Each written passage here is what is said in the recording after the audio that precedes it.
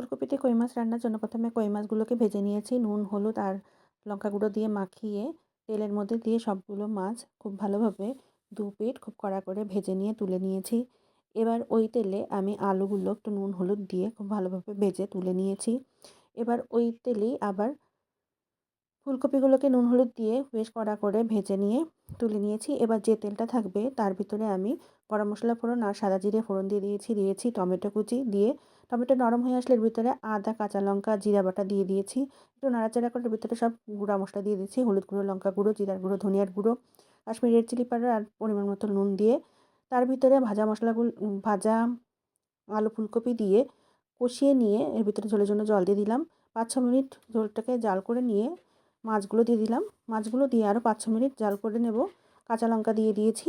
তারপরে নামানোর আগে গরম মশলা দিয়ে একটু নাড়িয়ে চাড়িয়ে তেলটা উপরে ভেসে উঠলে নামিয়ে নিয়েছি।